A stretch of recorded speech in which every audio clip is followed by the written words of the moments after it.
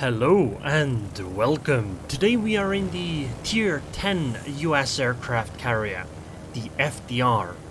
We're playing on the map Trap, and it is a fully Tier 10 battle, so my enemy shouldn't be quite as okay, who are we kidding? They'll still be frustrated because being struck by an FDR is a frustrating experience in general. So for those who don't know, FDR is the steel-only Tier 10 aircraft carrier, and what she does is she is the slowest of the Tier 10 CVs. However, she has an amazing strike package. She hits incredibly hard. But she does have some other limits. For example, she can't continuously drop because it takes 25 seconds for the planes to be able to do another strike. However, she can maneuver while doing their drops, which make her drops incredibly deadly. Oh god. Please stop the mine. Please, no. Please do not fire your anti-air at me. Anyway, I'm trying to find myself a nice target to drop. Actually, a domain isn't all bad. It's just that I was a bit too close for that guy. I don't want to go in right now because I don't know where the Midway might drop her. Yeah. You rocket. Oh my god, that's another Des Moines. And that was a flak bubble. This is really frustrating for me at this point, because it's getting difficult to do things, as I don't have quite the room that I am used to. I'm gonna try striking that Montana. Hopefully I can get there in time. This is going to be a bit of a problematic drop, because I am flying very close to anti-airs that are fairly powerful. One thing the FDR can do is do a turn, such as the one I did at the end there, but her planes do have a huge amount of HP, which means that they are capable of surviving a lot of punishment by anti-air, such as what I'm doing right now. And this means that you can drop, fly through the enemy, and then drop again, which is exactly what we're going to do against that Montana over there. If we can survive long enough, please. No? Okay, good.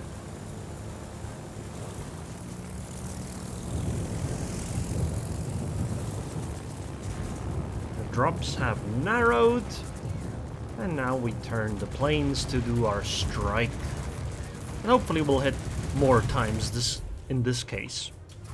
Next up, we're gonna use level bombers to follow up, because that Montana seems to be fairly alone. It should be possible to do a fairly nice strike. No flooding on her, but I did break something, so there's a possibility that she used her damage control party already. So the only destroyers I need to worry about are the Haruguma that we saw earlier, and there's a Holland somewhere.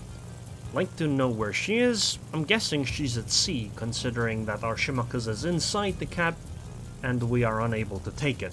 I could go over there, but fighting a destroyer is fairly frustrating as the ship, because even the rocket planes are fairly clumsy in maneuverability, which means that it's not the greatest experience to actually drop stuff with it. I mean, it can work, it can have amazing results, but it can also end up doing nothing at all, and you end up spending a lot of time doing, well, again, nothing. I think my time is better served trying to drop ships over here. Okay, I guess maybe we can't drop her because the fighter is over there. I can't really drop that Yoshino. I would have to drop the Des Moines that's over there instead. Which, I mean, is completely possible. So, I'm gonna go try doing that actually.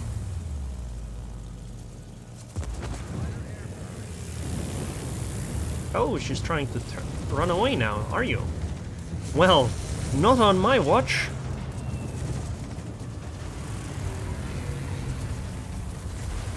Oof, 3 bomb hits. That's significant amounts of damage. Could have been better, but it's still something. Now we just need to make sure we don't eat like 1 million flak bubbles as we fly out.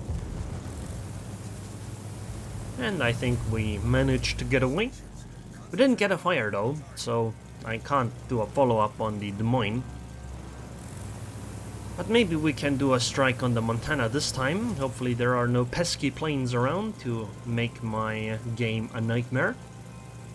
Holland is spotted. That is good news for us, particularly me, because it means I don't have to go and spot her. Starting an attack run to dodge a black bubble, and this should be a very good drop. Actually, no, maybe I led a little too little. It's fine, we're gonna pull back. Oh my god, 24,000 damage, and the fire on top of that. Yep. I mean, if you really think about it, 24k, it's good, but it's not like game-breakingly amazing. Midway will hit for like 20k, and it's way easier to land midway bombs. However, do note that that wasn't everything the ship could do.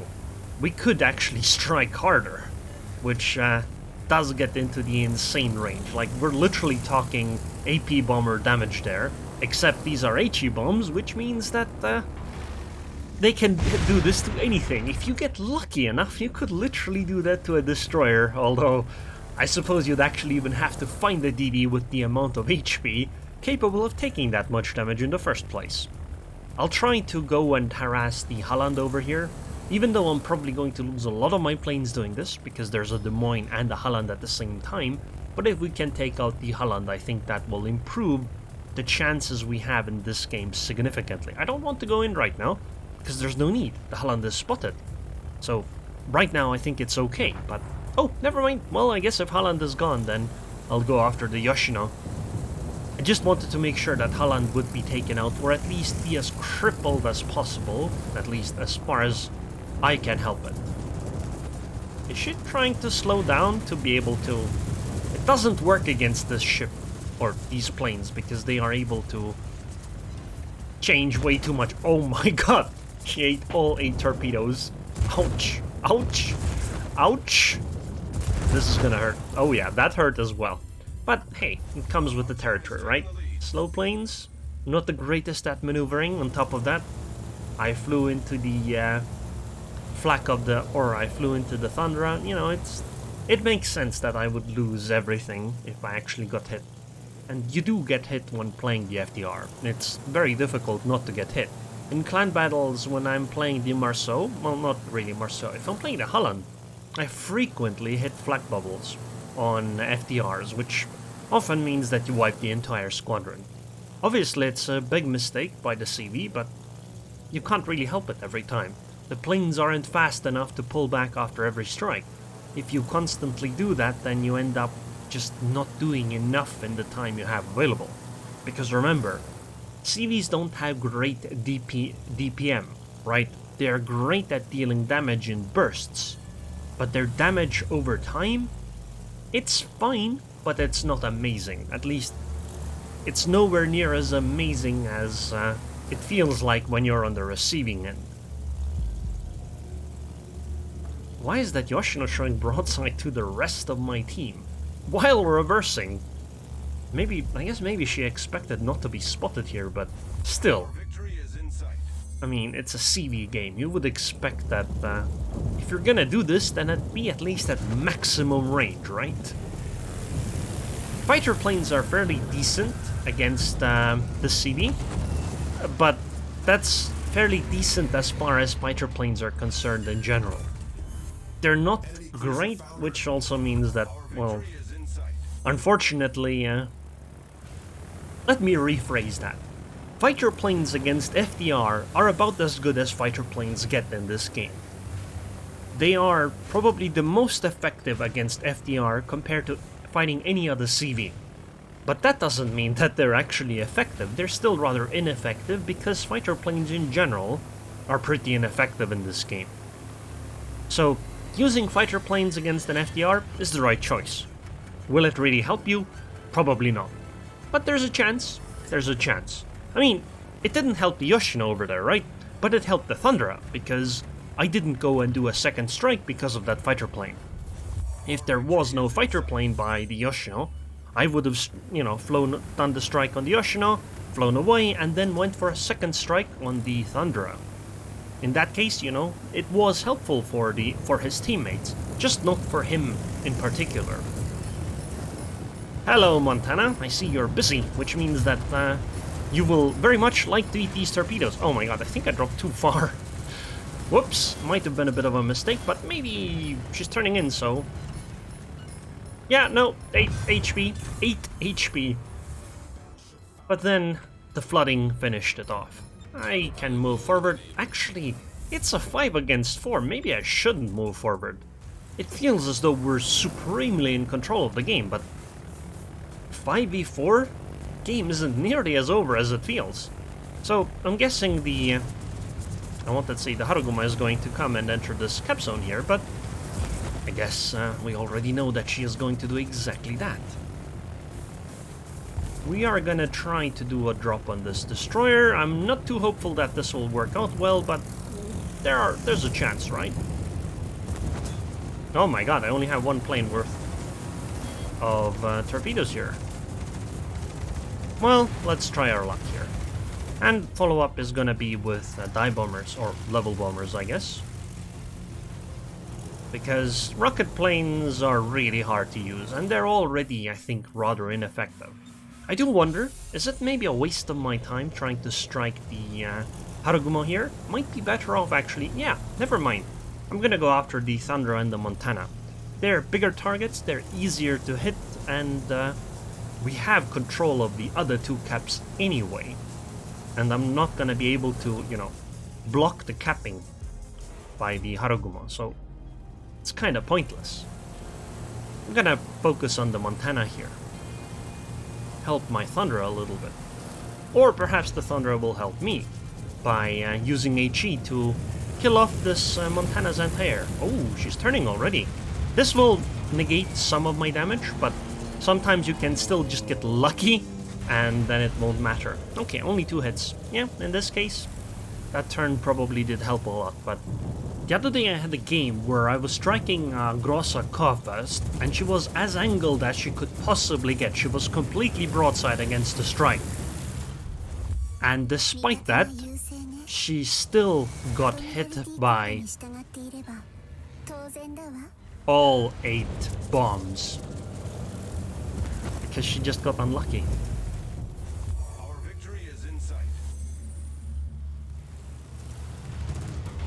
Oh! She's not going full speed. I thought she was going at full speed. My bad. This was definitely my mistake. This wasn't really even outplaying. This is just me playing poorly. I didn't realize she wasn't going full speed. So I thought she was going full speed, and because of that I expected her to slide a little bit while turning and all of that, but no, she actually just was going slow. But that's okay. She's on fire, she has 12,000 HP. She is pretty much gone anyway. And then we'll go and drop the Haruguma. We can go closer now, because at some point we might get this. Nah, we probably won't really get to strike the midway. Okay, Haruguma, please don't move too much in your smoke. Fire again, please. No, Haruguma, no. We're supposed to fire. Oh, that's too bad. I couldn't see her, so I had to just make my best guess based on where I last saw her. 16 seconds to next strike. I'm not gonna turn around yet.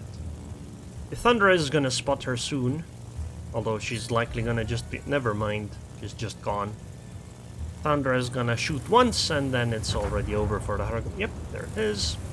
So let's go for the midway. Although I suspect I'm not gonna get too much because there's a Conqueror fighting her over there. So I would say that this is more of an average type game that you're gonna get if you have a ship like this. Not every game is gonna be amazing, 200k etc. or 300k. And I mean, we're winning, so it's not too bad. It's just that the enemy just didn't have enough really ships to farm effectively. I could have obviously done better, but probably not too much. Because I mean, stuff like this happens. Wow, I can't believe they haven't fixed the black frame bug or showing the frame from the last battle bug. But anyways, 144k damage. You can't really, you know, say that that's horrible, right? We had 25 torpedoes, and we made sure that one of the Montanas really wasn't in the game, despite the fact that both of them actually ended up being so high. You know, maybe if we hadn't struck that Montana, that guy would have been like #1 on his team. The Montana we struck at the start of the game, I mean.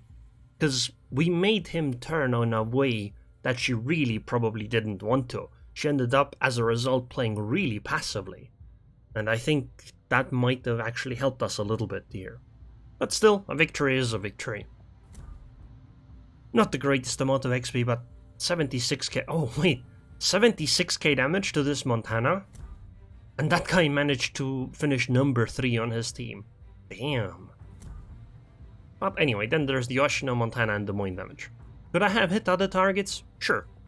And I mean, I did strike similar targets more times than once, but it's kind of the name of the game with this kind of a ship. And remember, the planes are slower, so it takes longer to be able to do the strikes. I did get a little bit unlucky with some of the flak or the enemy, or alternatively the enemy positioning, but again, it's the type of games you're going to get with a ship like this. It's, I guess, a more realistic look at what you're gonna end up with. On average, you might end up dealing slightly more damage though, but in terms of what the game will look like, it probably won't be too different. Commander skills, so I have air supremacy, then improved engines, aircraft armor, then I use sight stabilization, then I really like torpedo acceleration because otherwise your torps are really slow, then adrenaline rush, concealment expert, and last, or improved engine boost, sorry.